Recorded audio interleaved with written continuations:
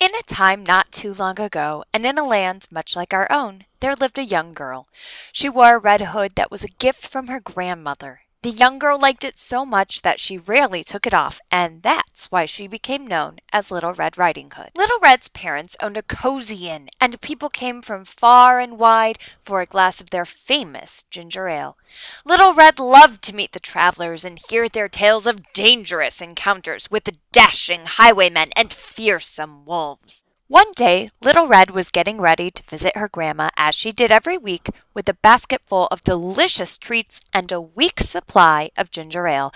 "Grandma's favorite," declared Little Red as she put the keg of ginger ale in her basket. Little Red put on her well-worn hood and set off for Grandma's. As always, her mother warned, "Don't you wander off the path, not for any reason." Everyone knew that a ferocious and hungry wolf prowled in the forest, so leaving the path would almost certainly mean being eaten. Little Red skipped along the path and was not aware that the wolf was secretly watching her. "She would make a tasty snack," the wolf said, drooling. Suddenly, Little Red stopped and called out excitedly, "Red apples! I will have to take some for Grandma." Overhearing this, the wolf thought, "So Grandma's waiting for her, is she? Perhaps I can have myself 2 tasty snacks instead of just 1. Meanwhile, Little Red was trying to reach the apples. There was a large prickly bush in her way, so she took off her hood and placed it on a rock to keep it from being torn. This gave the wolf an idea. Grabbing the hood, he ran off to Grandma's house. Before reaching Grandma's house, he stopped to squeeze himself into Little Red's red hood. Then he approached the door and knocked. Grandma, who was very, very far-sighted, opened the door, saw the red hood, and said, "Come right in, Little Red. Why don't we have some ginger ale and a big slice of cake?" But as soon as her back was turned, the wolf pounced on her, and in 1 second flat, he had swallowed her whole. "Now I'll disguise myself as Grandma, and I'll eat the little girl for dessert," howled the wolf, marveling at his brilliant plan. He stepped into one of Grandma's dresses and fixed one of her wigs behind his long, furry ears. He closed the drapes tight, sat at Grandma's table, and waited eagerly for Little Red.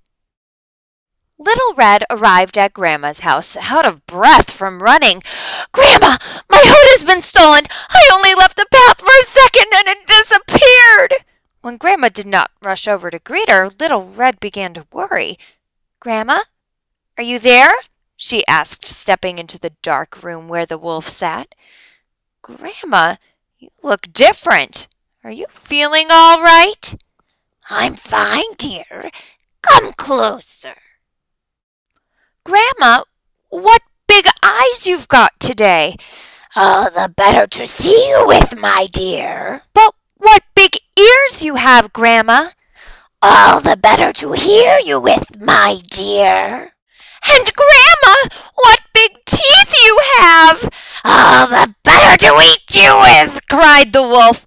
"What? Don't eat me."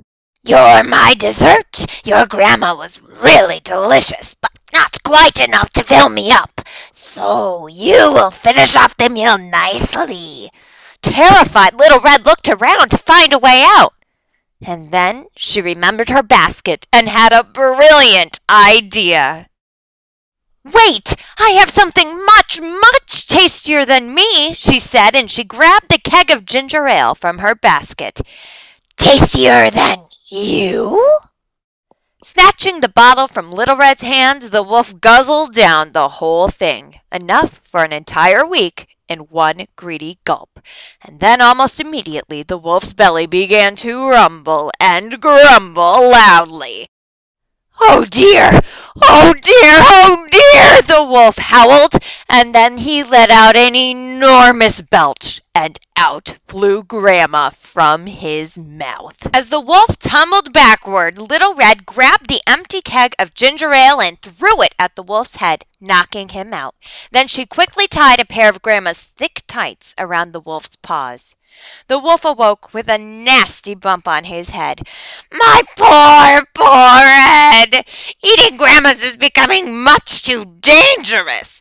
And that ginger ale was far tastier than Grandma anyway. That gave Little Red an idea.